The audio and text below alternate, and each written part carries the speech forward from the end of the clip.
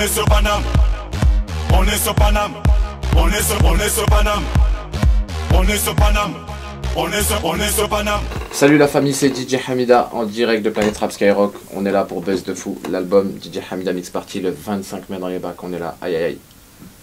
DJ Hamida, bonsoir. Bonsoir. Donc, on te reçoit en direct des locaux de Skyrock juste après ton Planète Rap. C'est ça. Est-ce que tu peux te présenter brièvement pour nos lecteurs et nous dire surtout qu'est-ce qui t'a donné envie de devenir DJ? Donc voilà, DJ Hamida, 29 ans, originaire de Saône-et-Loire, marocain, donc DJ, artiste et producteur. Qu'est-ce qui m'a donné l'envie d'être DJ? C'est quand j'étais petit, j'ai vu Cut Killer dans le film La Haine et ça m'avait traumatisé, donc je me suis dit tiens, pourquoi pas. Voilà. C'est comme ça que tu as trouvé ta voix, tu t'es dit je vais faire ça. Ouais, il m'a rendu fou quand il y avait des enceintes par la fenêtre dans le film La Haine, donc non, c'était bien, franchement. C'est un gros souvenir que j'ai eu, ça a marqué mon enfance, donc suite à ça, bah, voilà ce que je suis devenu, quoi, DJ. Alors aux États-Unis, en fait, les DJ comme les beatmakers, ils sont vraiment très reconnus. Ils sont au rang d'artistes. En France, on a un petit peu de décalage. Avec des DJ comme toi, ça commence un petit peu à se développer. Comment t'expliques en fait un tel décalage entre les États-Unis et la France? Ben, on a toujours été en décalage avec eux, il faut dire ce qui est. Comment j'explique ça? Parce que ce qui est bien aux États-Unis, c'est que tous les beatmakers et tous les DJ et ainsi que les artistes sont soudés, alors qu'ici, c'est la guerre, tout le monde est en clash, tout le monde l'un s'entend pas avec l'autre, c'est ce qui est dommage dans le milieu du rap. Si ça serait comme aux États-Unis, on aurait fait des trucs à la DJ Khaled 100 fois mieux avec tous les artistes, dans un même clip, dans une même musique. Donc voilà, c'est ça le décalage chez tout. Tu regrettes un petit peu cette ambiance qui règne ici? Ouais, c'est dommage. Bah ouais, c'est vrai que c'est dommage. Mais bon, heureusement qu'il y en a des qui jouent le filon et qui jouent le jeu avec moi et que ça se passe archi bien, quoi. Donc ça va. Donc il y a une minorité qui joue le jeu. C'est bien. Mais si ça serait tout le monde, ça serait bien. Alors tous les étés, enfin quasiment, tu ressors un album, souvent mix party avec des sonorités d'été, quand un album en hiver. Est-ce que pour toi c'est le passage obligé de sortir un album à cette période-là? J'en faisais un à l'époque, je faisais des mixtapes, une en été et une en hiver au mois de février. Et je me suis dit autant tout concentrer la force sur un seul même projet. Donc voilà. Donc j'ai vu que tout ce qui est compil estival, ça marchait beaucoup. Donc depuis 2007 je fais ça. Et franchement, j'ai pas de regrets par rapport à ça. Voilà. D'accord. Alors toi, tu es déjà un artiste très connu, surtout donc l'année dernière grâce au titre Déconnecté, ouais. en feat avec Aina Samed, Rimka, l'artiste. Tu as vraiment explosé. Est-ce que pour toi, c'est la consécration et qu'est-ce que t'expliques que du coup, ce tube-là, ça a été vraiment le succès? Bah ouais, ça a été le plus gros succès que j'ai eu pour le moment de ma carrière.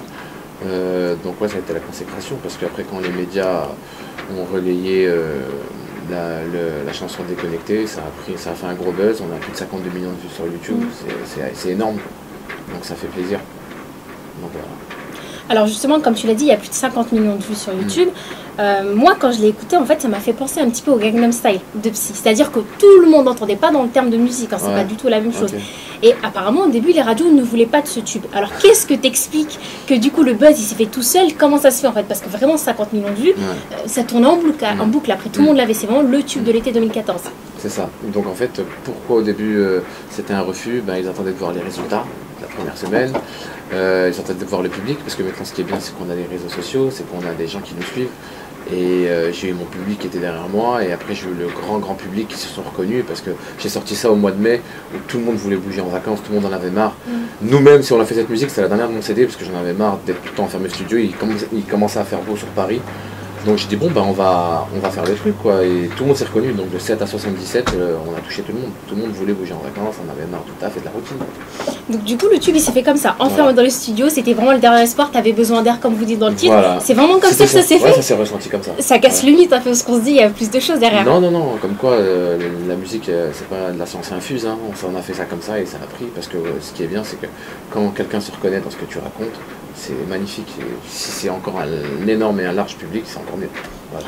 Est-ce que tu t'attendais à un tel succès? Quand vous avez fait le morceau, tu te dis ça va cartonner? Quand je suis rentré en playlist à Sky, ouais. Avant. On était à 3-4 millions de vues, je savais, parce que déjà chaque été je faisais des petits cartons, mais c'était l'économie parallèle que je faisais avec mes mixtapes. Mais là, quand t'as les grands médias qui ont joué le jeu, notamment Laurent Voulon que je remercie, franchement ça fait plaisir. Et puis voilà, c'est là que j'ai senti la patate arriver. Voilà. Est-ce que du coup on peut dire que dans ta carrière il y a eu un avant et un après Déconnecté? Ouais, de ouf, ouais c'est vrai.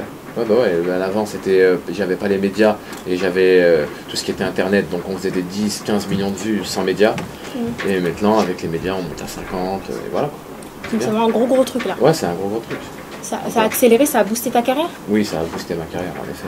Ben, suite à ça, j'étais moi, l'année dernière, j'avais sorti le projet en indépendant, donc Déconnecté sur un indépendant via le label 609.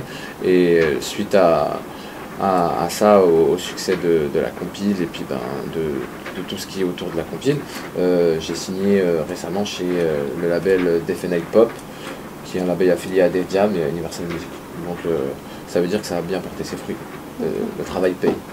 Voilà. Tant mieux. Ouais. Alors du coup, là, aujourd'hui, tu es 100% Universal. Quels sont tes rapports avec 609? Comment ils ont pris que tu es passé en fait, du coup, d'un indé à une grosse maison de disques? Comment ça s'est fait? Ben, tout d'abord, c'est grâce à eux, parce que c'est eux qui m'en avaient parlé. Et non, je suis encore affilié à eux, et je resterai toujours affilié à eux, parce que c'est eux qui m'ont donné la main au début. Donc c'est des frères, et puis voilà, Karim et Nabil de 609, c'est des mecs droits, et dans le milieu, il n'y a pas beaucoup de mecs droits dans le milieu. Donc voilà.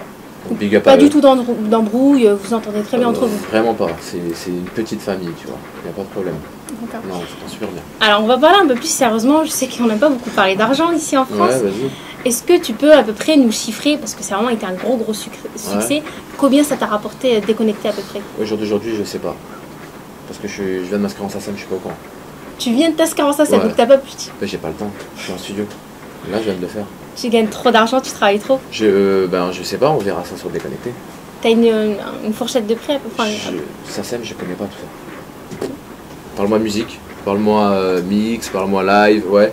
Mais on m'a dit qu'il faut aller t'inscrire en SACEM pour que tu aies des redevances. Je l'ai fait là récemment. Quand j'ai fini l'album, je l'ai fait, c'est tout. Assez pour t'acheter des nouveaux PC Max, parce que je vois que t'es bien équipé. Non, Max, c'est vite fait, hein. Quand même, c'est un sacré coup quand même. Ouais, c'est un sacré coup. Ben, il faut du bon matos pour faire de la bonne qualité de musique, tu vois. Donc, quand sur MacBook, il faut. Donc voilà, il n'y a pas de problème. Ok. Alors là, cette année, tu reviens. Donc depuis lundi, on a un Mix Party 2015 qui est dans les bacs. Tu as balancé le clip Melia, donc toujours encore un feat avec Kanye Samet et Rimka. On a l'impression que tu utilises la même recette que l'année dernière. Il y a quel ingrédient en plus dans ce tube-là? Vraiment pas la même recette que l'année dernière pour moi, parce qu'il manque l'artiste. Et en fait, ça, je savais que les gens, quand j'allais le sortir, ils allaient le prendre comme ça, alors que c'était juste un premier extrait. Il y avait les beaux jours, il y avait des mariages de partout. On s'est dit, vas-y, venez, on balance ça en premier. Donc on a balancé ça en premier. Et ça va, on a eu de très bons retours. On était en mode mariage dans le clip. Première fois de ma vie que je mets un costard.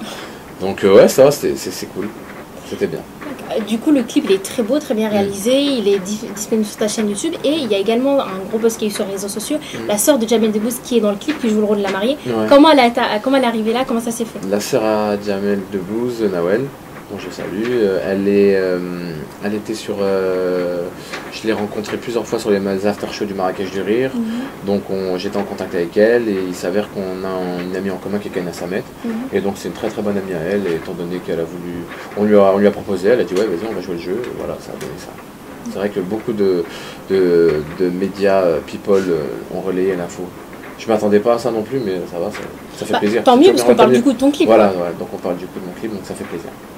Alors par rapport à tes clips, moi je voudrais revenir sur un autre détail, on va dire, qui est plus ou moins important. Rimka. Autant l'année dernière elle était déconnectée du clip, on s'y attendait pas. Et pourquoi cette année il n'est pas encore, pourquoi il n'est pas présent, pourquoi il n'est jamais là? Est-ce qu'il y a une embrouille, il y a quelque chose? Non, Rimka c'est mon frère, il n'y a pas de problème. C'est juste que la veille du clip on m'a annoncé qu'il ne pouvait pas être disponible, et nous on a des délais à rendre. Tu vois, donc je devais balancer mon premier extrait, et comme d'hab, moi ça me fait, tu vois, qu'il soit là ou pas, il y a 52 millions de vues. Et voilà, donc ça me dérange pas, tu vois. Et puis même le mec, c'est le grand frère. S'il peut être là, lui, il a sa carrière professionnelle à côté. Là, notamment, il est à Atlanta en train de préparer ses clips. Donc déjà qu'ils viennent poser pour mon projet, ça fait archi plaisir. Qu'ils soient là ou non, moi ça me dérange pas. Les Daft Punk, on les voit pas dans leur clip, faut le savoir.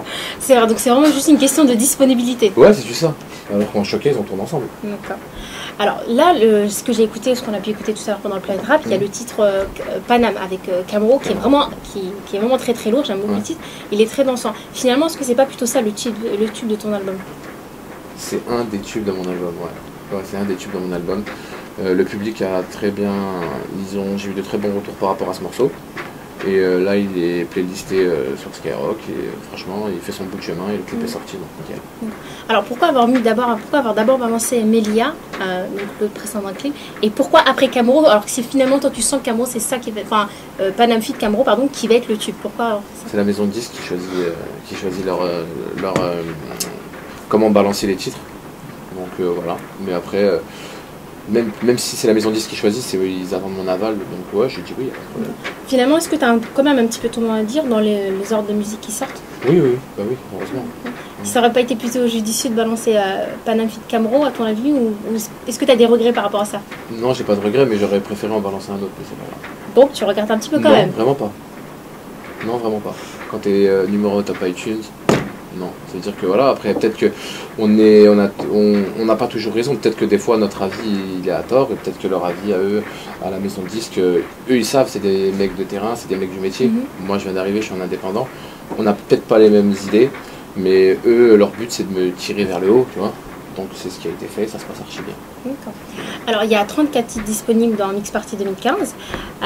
Donc comment tu as sélectionné déjà les artistes pour qu'ils puissent être sur ton projet, et en combien de temps ça s'est fait? Parce que 34 titres c'est beaucoup, il doit y avoir beaucoup de travail derrière. Donc comment j'ai sélectionné les artistes? Chaque année j'invite la plupart du temps les mêmes. Après je déniche aussi des nouveaux talents à côté des artistes confirmés. Ça m'a pris 6-7 mois, donc en mode compo, en première partie, et après à partir de janvier j'ai enregistré tous les jours au studio. Du lundi au vendredi, j'étais là, je vais 4 studios. Donc tu fais un mélange entre tête d'affiche, si on peut dire ça comme voilà, ça, artiste confirmé c'est mieux, et des nouveaux, des talents que tu as dénichés. C'est une bonne technique pour toi? Ouais, c'est bien de dénicher. 5-6 ans, LSK était inconnu au bataillon, je l'ai fait poser sur mes compiles, et ça lui faisait de la visibilité tout l'été. Pour pareil, il y a 4-5 ans avec l'artiste. Regarde, aujourd'hui son album il est magnifique, donc j'aime bien mettre des gens en avant, et donc voilà. C'est bien parce que qui dit, il y a des gens qui sont, comment t'expliquer, qui ne sont pas connus du grand public mais qui ont du talent. Donc étant donné que moi j'ai mon public qui me suit derrière, autant qu'ils viennent avec moi et que je les mette en avant sur ma compile, et ça leur sert de tremplin pour leur carrière. Donc voilà. D'accord. Alors du coup, comme je disais, tu as 34 titres, donc ça fait vraiment beaucoup. Il y a forcément 5, 6, voire 10 titres, grand maximum, qui vont sortir plus que les autres. Est-ce que du coup, c'est pas un peu dommage pour les autres sons auxquels les artistes ont participé? T'as regardé l'interview de Rapidity, tu m'as posé la même question? Non, pas du tout. Ok. Non, parce que... Ça, tu couperas.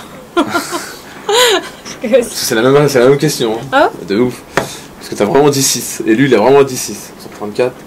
J'ai coupé, c'est bon, on reprend. Non, 6 à 10. Non, on va reprendre la question. Tu peux cutter? Vas-y, reprends la question. Non, non, je coupe le montage. Je m'attendais pas à ce que tu montage, elle a pompé, mec. Regardez le truc. Je l'ai pas pompé du tout. C'est bien parce que j'ai déjà la réponse. Donc je reprends, j'en étais où? Ça va perturber là. Non, t'es chiant, franchement. Vas-y. Bon, vas-y, c'est quoi? En fait, il y a 34 titres, il y en a 6 qui vont sortir. Non, je vais pas dire 6 maintenant, je vais dire 4. Voilà, parce qu'après, il va dire à n'importe quoi. En plus, il y a une concurrence, je crois, rapide. Bref. Ah ouais, il y a de la concurrence aussi dans ça? Bah oui. Bien sûr, ouais. Tu crois quoi? Alors, on reprend ce moment. Elle est perturbée là-dessus. On n'a pas tout notre temps. C'est bon, on n'a pas tout notre temps, c'est le bêtisier. Alors, non, arrête. J'ai rien fait. Tu rigoles. Ok, vas-y, je te regarde pas. Oui. C'est bon, il y a de la batterie. Alors, donc il y a 34 titres dans ton album Mix Party 2015. Il y a forcément quelques-uns qui vont en sortir plus. Est-ce que c'est pas un petit peu dommage pour les autres sons en fait, auxquels les artistes ont participé? Bah, en fait, chaque auditeur a ses goûts et ses couleurs. Donc toi, peut-être les 5-6 vont pas être les mêmes que pour une autre personne. Donc j'essaie d'avoir, comment t'expliquer, de mettre des titres qui sont vraiment des gros bangers sur mon truc, et que le problème c'est que chaque auditeur n'a pas la même oreille, donc c'est pour ça que j'essaye de mettre un peu plus de quantité pour que chaque auditeur s'y retrouve. Alors on peut retrouver LECK, l'artiste, Mister You, ton frère Kalcha, Aymen Serrani, beaucoup de chanteurs marocains. Est-ce que t'as pas peur qu'on dise un petit peu, voilà, lui c'est plutôt de la musique communautariste qu'il nous propose? T'as pas peur de cette étiquette un peu? C'est eux qui m'ont tendu la main en premier. Je suis quelqu'un de très reconnaissant. C'est un délire que j'ai fait il y a 5-6 ans, tu vois, de mélanger nos sonorités avec les sonorités actuelles, et ça a très bien marché. Donc non, je pense pas que les gens... Des fois, je vois des gens, ils viennent en boîte, ils écoutent mes chansons, ils sont vraiment pas affiliés à la communauté maghrébine et ils kiffent. Tu vois ce que je veux dire? La musique n'a pas de frontières, elle n'a pas de couleur. Donc du moment que le taf il est bien fait. Et du coup, tes mix, tes showcases, tu tournes beaucoup plus au Maroc. Est-ce que tu es un peu le David Guetta du Maroc? David Guetta du Maroc, il y en a plein. David Guetta est marocain déjà. Non, il y a Abdel. Ah bon? Ouais. David Guetta est marocain. Tu tiens ça d'où? Ben, je sais très bien qu'il est né au Maroc et que ses parents sont D'accord, marocains. ok, d'accord, bon, c'est une nouvelle. Ouais, c'est une nouvelle. Et non, ouais, on va dire que ouais, je suis le représentant des DJ au Maroc, on va dire ça comme ça. Mais malgré qu'il y a quand même Cut Killer et qu'il y a Abdel et que c'est des vrais, c'est les grands quoi, sur qui je kiffais moi quand j'étais jeune, qui m'ont donné envie de faire ça. D'accord. Voilà. Du coup, c'est plutôt un compliment si on te dit ça aujourd'hui. Ouais, bah ouais, de ouf. Ouais, bah oui, c'est un compliment, bah oui. D'accord. Alors justement, en parlant du Maroc, je suppose que tu as des dates prévues là-bas. Ouais. Donc tu vas partir où exactement en tournée cet été? Où est-ce qu'on peut te retrouver? Est-ce que c'est qu'au Maroc ou est-ce qu'il y a quand même quelques dates en Europe? Il y a le Portugal, l'Italie, l'Hollande, la Belgique, l'Espagne, Maroc, Algérie, Tunisie, la Turquie, pour le moment. Voilà. L'été dernier, apparemment, tu as rempli plus que les Américains à Marrakech. Alors, c'est pas... Elle a pompé rapide. J'ai pas pompé rapide, cette info, je l'ai eu avant. Je savais que t'allais dire ça. Elle a pompé rapide. On n'a pas tout notre temps, le boss de Scarab va nous virer. Monsieur Laurent Bonneau. Non. Je savais que t'allais dire ça, c'est pour ça que je dis... Non, cette info-là, je l'ai eu avant Rapelite. J'ai bien bossé le truc, donc on dit pas que je n'ai pas regardé Rapelite. J'ai regardé les 2 premières minutes, ça t'intéresse. Donc je repose la question. Ok. C'est quoi là, j'ai Ouais, quand Econ il est venu à Marrakech. Donc voilà, c'est Econ en plus. Ouais, c'est Econ. Voilà, on est d'accord, bah, je peux dire Econ. Ok, bah, y a pas de souci. Alors, donc l'année dernière, à Marrakech, tu as rempli un club de 3000 personnes. Face à toi, il y avait Econ dans un autre club. Est-ce que c'est pas une fierté pour toi de remplir plus que les Américains aujourd'hui? Parce qu'Econ, c'est quand même un artiste confirmé. Ouais, c'est un artiste confirmé, mais on était en pleine période estivale. Le déconnecté battait son plein. On avait tous les ingrédients pour être bien, tu vois. Je respecte Econ, je respecte le club qui est en face, parce que je travaille aussi là-bas. Et le mec, c'est mon pote, Sofiane, je te passe une dédicace. Donc voilà, après... ouais, c'est une fierté parce que les gens m'ont validé et ce genre de compile que je cherche chaque été, elle est dans toutes les voitures au Maroc l'été. Donc les mecs, ils veulent se détendre, ils viennent directement à la soirée. Donc c'est obligé d'être plein à Marrakech en période estivale quand je sors un projet. Du coup, parce que c'est aussi chez toi, c'est aussi... Voilà, on a la maison, ouais, on a la maison aussi, donc voilà, c'est ça. Alors à quand un Bercy en France? Pourquoi pas plus de dates ici en France en fait pour tes fans d'ici? On a des dates en club, mais tout ce qui est salle et tout, non, on a encore jamais fait, mais c'est peut-être en prévision. Pourquoi justement, pourquoi c'est pas encore mis en place? C'est en cours, enfin, c'est ton but aussi, c'est un objectif aussi pour toi? Ouais, c'est un objectif pour moi, j'aimerais bien mixer au Stade de France. Parce que j'avais fait Urban Peace en 2008, et franchement c'est impressionnant quand tu vois le stade tout rempli, ça serait cool je crois. Donc un des rêves de DJ Hamida, remplir le Stade de France peut-être? Ouais, ou juste mixer, pas remplir, juste les gens, n'importe quelle scène et mixer au Stade de France. Ouais, alors si par exemple moi j'ai envie de m'ambiancer ou n'importe qui a envie de s'ambiancer à la plage, quelle chanson, quel titre de ton album il devrait écouter? Pour s'ambiancer à la plage, Kevlar, Speed, Paname, un titre... ce que toi t'écoutes. Moi j'écoute de mon ce que DJ Hamida ferait en fait s'il veut s'ambiancer à la plage ou ailleurs. De mon projet à moi ou de mon projet à moi? Ok. El Matador, qui est très ambiançant. Le Six Francisco, le Sultan Charlie Bell, le Mister You Shabba Maria. Ouais, la compile quoi. Parce que la compile, tu la rentres, ouais. En une seule. Ben, une seule. Ouais, le Speed de Kevlar. Voilà. Là, tu es en France, admettons, demain tu prends la route pour aller au Maroc, tu as 2-3 jours de voiture. Une chanson que tu devrais mettre en boucle, c'est laquelle? Une chanson, non, mais un CD, ouais, le mien. J'appuie sur play parce qu'ils sont enchaînés. C'est fait exprès, tu vois. Donc comme ça, quand t'es dans la route, t'as pas la peine de changer les tracks. T'es tranquillement, tu vois. T'es bien tout le long de la route parce que le CD tourne jusqu'à la fin. C'est enchaîné en fait. Et pour t'ambiancer dans un mariage? Je sais pas, je suis timide, j'aime pas aller dans les mariages. Je ne vais jamais dans les mariages. Tu danses pas? Non, entre potes, ouais, pour rigoler. Mais... C'est un peu bizarre pour un DJ, non? Ouais, c'est vrai que c'est très très bizarre. Je suis quelqu'un de réservé au niveau de tout ce qui est mariage. Je pose pas la dernière question. Bah non, tu peux poser, y a pas de souci. Pour draguer? Pour draguer? Non, je drague pas. Je suis nul à ça, moi. C'est les gens qui me draguent. Non, je drague pas, moi. Non. Non, rien que le fait de me faire regaler, non, j'aime pas. Donc, voilà. Merci DJ Hamida. C'est moi qui te remercie. À bientôt. Vas-y, ciao. Ciao.